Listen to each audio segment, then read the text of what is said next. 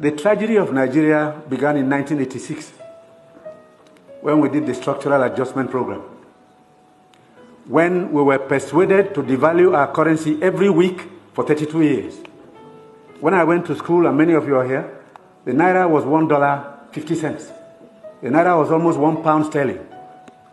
They came here, persuaded some brilliant men from Harvard and the World Bank that weekly devaluation was wonderful.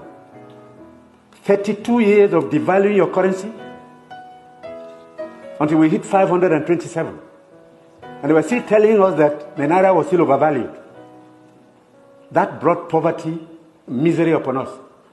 Then interest rates went to 30%. So nobody could build a factory, start a farm, produce anything, or create jobs. Because every time you bring in a shipload of rice, you also bring in a shipload of unemployment. Because you are transferring your wealth to sustain other economies. Somehow, Nigerians didn't notice it. So we became a nation of importers. Toothpicks. Each year it cost us $18 million. Importing toothpicks. Tomato paste, $400 million. So you talked about tomatoes now. One basket in town now is less than 2,000 naira. The farmers are losing money because the processors don't have enough funds to set up factories. They are going to do tomato paste. It's food-grade stainless steel. You can't just use anything because you'll be putting poison in people's stomachs. 2 factories have started off. I believe by the middle of next year, we can comfortably tell importers of tomato paste to stop. But when you do, you make enemies.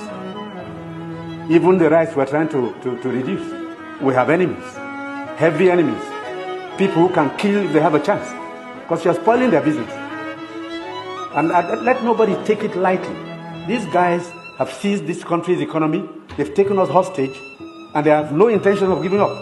Because this is a huge market, a very sweet market, and they have taken control.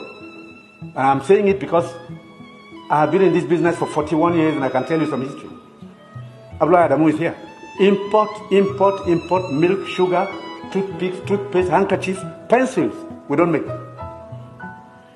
To cure Nigerians of that malady will take a while. It will take a strong government. That's the truth. And they are not happy that we're cutting down. When we cut down, they lose money there. So you see all sorts of publications. We're telling lies. We're not growing rice. We're trying to demoralize the local farmers and make sure that the economy fails.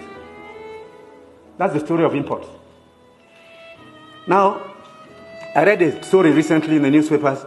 The French ambassador, the champagne ambassador in Nigeria, gave an article to The Guardian. He said Nigerians love life. We are the biggest consumers of champagne on planet Earth. More than the French who make it. There are parties you attend in some places where the only drink is champagne.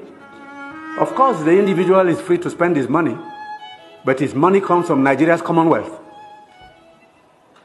So on imports, it will take a while for us to get used to local goods and accept that we should consume what we produce and produce what we want to consume.